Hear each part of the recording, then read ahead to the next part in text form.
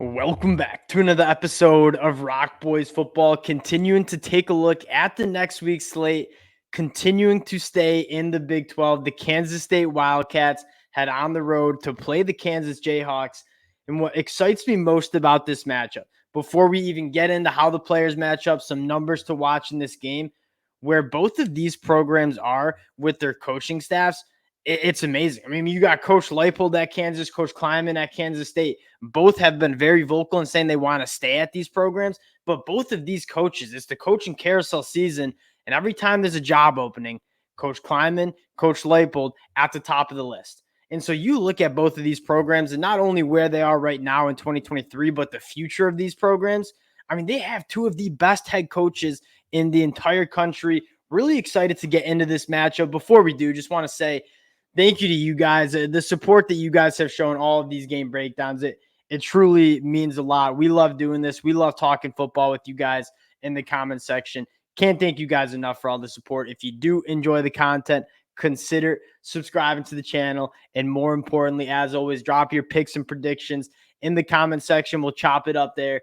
Without further ado, let's get into this. And I want to start with this Kansas State offense. And you look up, it's a top 10 scoring offense in the country, averaging 38 points per game. It's an extremely balanced attack, but I want to focus in at the quarterback position. A couple of weeks ago, we got on and talked about Avery Johnson and how special he looks. And what do we know when we were talking about Will Howard and Avery Johnson and how they're going to manage? I wouldn't call it a quarterback problem, a quarterback situation, you might say. You got two really good quarterbacks, the young true freshman, the veteran experienced one in Will Howard. And we said this, it's a good problem to have. You got two really good quarterbacks that would start on a lot of different college football teams across the country. And what do we say? We trust Coach Kleiman. Coach, do you trust Coach Kleiman to manage this quarterback situation, pull the right strings?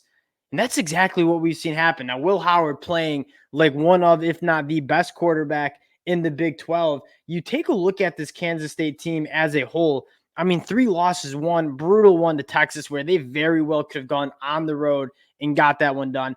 Kind of a head scratcher against Oklahoma State, who is not a bad team. And then you look at Missouri. Missouri's looking like a top 10 team in the country. This Kansas State team, although 3 losses, exactly what we thought they would be at the beginning of the season. One of the best college football teams in this Big 12 conference, and quite frankly, in the country. And what I love about this offense so much is, make no mistake about it, they want to run the football. One of the best rushing attacks that you see, averaging 5 yards per carry. That's top 25 in the country. DJ Giddens, Trayshawn Ward, whoever it is that day that's running the rock well, is, I mean, 2 of the better running backs in the conference. You look at the offensive line, I think they've played dramatically better than they were at the beginning of the season. And then in the passing game, just a ton of different weapons on the outside, right? Whether it's Phillip Brooks, whether it's Ben Sinnott, who's also a hammer in the run game.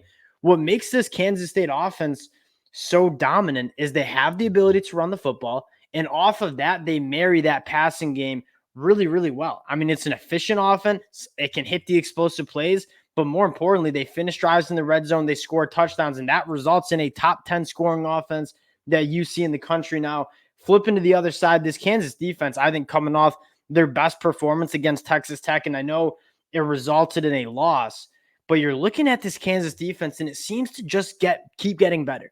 Last year, this Kansas team was feisty. They were able to score a lot of points, but the defense was a liability.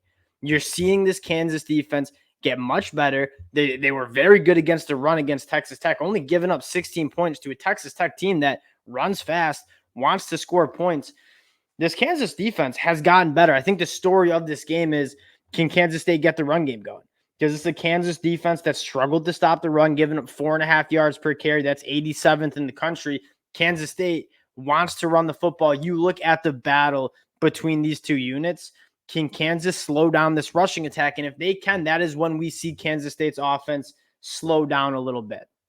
Flipping sides, you look at this Kansas offense, and many Kansas fans who listen, like, y'all know how I feel about this Kansas offense.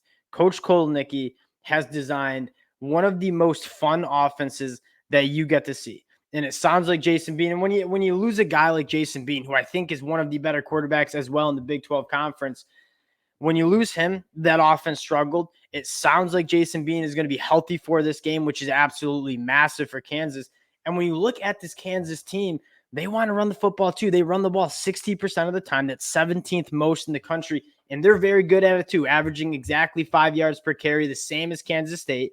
But how they run the football is so unique and so dynamic. And what they specialize in is getting Devin Neal or Daniel Highshaw to the second level in space. And a guy like Devin Neal is going to make that first player miss every single time. They're extremely good at scheming up runs where they get their running backs in space and are able to hit the explosive play. And then you look at the passing attack, although they don't throw it much, the same thing we talk about every time, they are very good at hitting the explosive play. They only throw the ball 39% of the time, but when they do throw it, they're averaging 8.9 yards per pass attempt. That's top 20 in the country. They do have weapons on the outside. So you look at this Kansas offense in kind of similar manner you talk about Kansas State, although the scheme might look different. They want to run the football, and when they get the run game going, that's when it opens up the passing attack, and that's both these offenses can hit those explosive plays in the passing attack. Now, you look at Kansas State's defense, elite defense as of late, right? You look at it, they gave up some points against Texas, but what, 3 points against 0 points against Houston, 3 points against Texas Tech. Like this is or TCU, I should say. This defense has really come on the last couple of weeks. Good against the run. I mean, Baylor ran the ball 35 times for 2.5 yards per carry. Austin Moore, watching back that film, is playing like an all Big 12 linebacker.